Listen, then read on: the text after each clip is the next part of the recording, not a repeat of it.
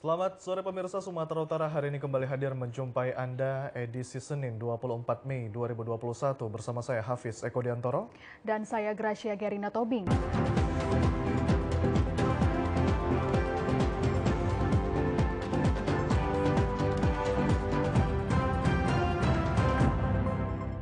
Sistem seleksi elektronik ujian masuk perguruan tinggi keagamaan Islam negeri di Indonesia menjadi salah satu jalur masuk ke UINSU dengan menggunakan perangkat smartphone atau laptop. Ujian masuk perguruan tinggi keagamaan Islam negeri UMPTKIN merupakan seleksi jalur nasional bagi calon mahasiswa yang memenuhi kriteria saja yang dinyatakan lulus menjadi calon mahasiswa UINSU. Penyelenggaraan ujian masuk perguruan tinggi keagamaan Islam negeri dilaksanakan secara bersamaan oleh UIN, IAIN, dan STAIN di seluruh Indonesia yang dikoordinir Direktur Pendidikan Tinggi Islam Kementerian Agama Republik Indonesia. Melalui ujian masuk perguruan tinggi keagamaan Islam negeri, diharapkan dapat menjaring calon mahasiswa yang memiliki kemampuan yang baik dan diprediksi dapat menyelesaikan pendidikan dengan tepat waktu.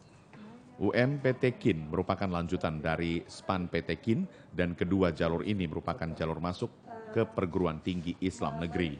Adapun perbedaannya, SPAN PTKIN tanpa ujian tertulis khusus bagi siswa yang berprestasi, sedangkan UMPTKIN dilaksanakan dengan menggunakan sistem seleksi elektronik untuk semua calon peserta lulusan SMA sederajat untuk 3 tahun terakhir. Ujian masuk perguruan tinggi keagamaan Islam negeri tahun 2021 dilakukan secara daring guna mengantisipasi penyebaran COVID-19.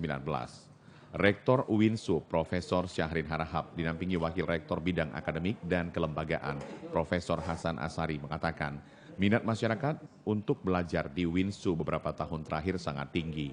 UINSU akan terus meningkatkan kualitas pendidikan sehingga semua lulusan dari UINSU mampu menjadi generasi yang memiliki ilmu pengetahuan umum dan agama. Dikatakan pada tahun ajaran baru, wacana kuliah tatap muka disambut baik oleh UINSU, namun pembelajaran daring juga akan tetap dipergunakan sebagai peningkatan penggunaan sistem informasi bagi seluruh mahasiswa.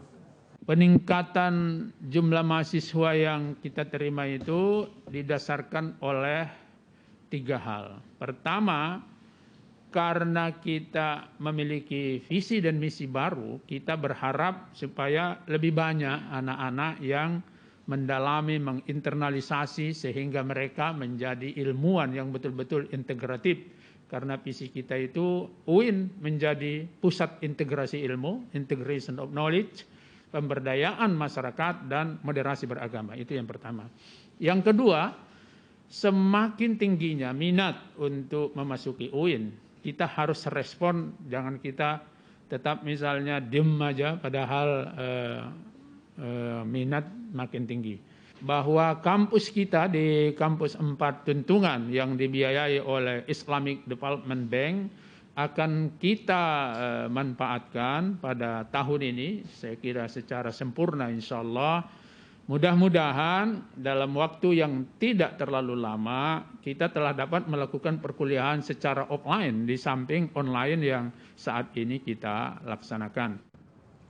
Jumlah kuota tahun 2021 melalui 5 jalur seleksi masuk perguruan tinggi Islam negeri UINSU adalah 5.505 orang. Jumlah tersebut berasal dari jalur senam PTN 770 orang, jalur SPAN PTKIN 1.116, UTBK SBMPTN 770 orang, jalur Mandiri 1.631 orang. Pada ujian yang dilaksanakan pagi tadi, pelaksanaannya ditinjau rektor dan wakil rektor melalui ruang operator panitia penyelenggara. Rektor UINSU Profesor Dr. Syahrin Harahap menghimbau kepada seluruh mahasiswa UINSU yang berjumlah 30 ribuan orang agar dapat menjadi remaja masjid pelopor pembangunan keagamaan dimulai dari masjid yang berada di lingkungan masing-masing. Ya, pelopor pembangunan keagamaan tidak hanya menjadi bagian dari badan kenaziran masjid, melainkan harus lebih proaktif untuk mendata jumlah jamaah masjid. Selain itu, sebagai mahasiswa dari perguruan tinggi Islam harus dapat menjadi contoh dan mampu menangkal paham radikalisme serta memberikan semangat bagi masyarakat lainnya untuk melakukan ibadah.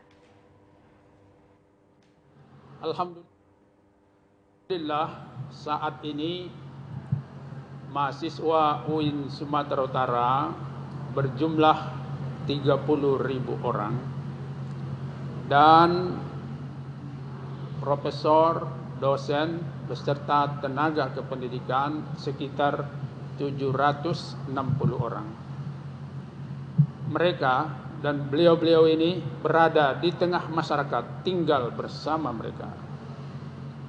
Sebagai bagian dari cita-cita UIN Sumatera Utara, kita berharap agar situasi, kondisi, dan kualitas keberagamaan umat Islam di Sumatera Utara selalu lebih meningkat.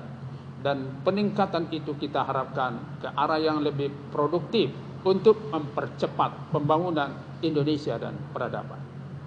Oleh karenanya, anak-anakku, mahasiswa UIN Sumatera Utara yang berjumlah 30.000 orang, dimanapun anak-anakku berada, tolong upayakan membentuk, memberdayakan, dan mengefektifkan remaja-remaja masjid, karena penghayatan, pengetahuan, dan pengamalan agama di tengah kaum milenial ini menjadi salah satu kunci bagi kemajuan masyarakat kita. Sekali lagi, saya berharap dimanapun anak-anakku berada, kaulah pelopor, inisiator untuk kembali membentuk, mengefektifkan, dan membangun remaja masjid dimanapun anakku berada. Saya yakin anak-anakku banyak yang menjaga masjid. Oleh karenanya, jangan sekedar menjadi nazir masjid, tapi jadilah menjadi pelopor pembangunan remaja masjid, supaya kaum milenial ini betul-betul memiliki keberagamaan yang kuat. Para guru besar, para dosen, dan tenaga kependidikan 760 orang yang tersebar di berbagai tempat, harapan saya kepada bapak-bapak dan saudara-saudaraku, mari kita pelopori dan kita beri inisiator agar jamaah masjid terdata. Mengapa kita harus data? Karena kita harus tahu latar belakang keberagamaan dan kehidupan dari semua jamaah. Sebab paham-paham yang mengganggu kebangsaan dalam bentuk radikal seringkali menggunakan masjid untuk membuat dan membangun pemahaman agama yang radikal, hal-hal yang sesungguhnya bertentangan dengan kehidupan berbangsa kita. Oleh karenanya, ini menjadi gerakan kolektif dari UIN Sumatera Utara. Anda menjadi harapan kami. Semoga kehidupan beragama kita di masa yang akan datang lebih baik, insya Allah. Wassalamualaikum warahmatullahi wabarakatuh. Ya pemirsa, informasi tadi sekaligus menutup perjumpaan kita di Sumatera Utara hari ini. Terima kasih atas perhatian dan kebersamaan Anda. Saya Gracia Gerina Toping. Dan saya Hafiz Ekodentor Visitors. Pemirsa maksud kami terus mengimbau kepada Anda agar tetap menerapkan protokol kesehatan dengan cara memakai masker, menjaga jarak, serta selalu mencuci tangan di air yang mengalir dengan menggunakan sabun. Selamat sore dan sampai jumpa.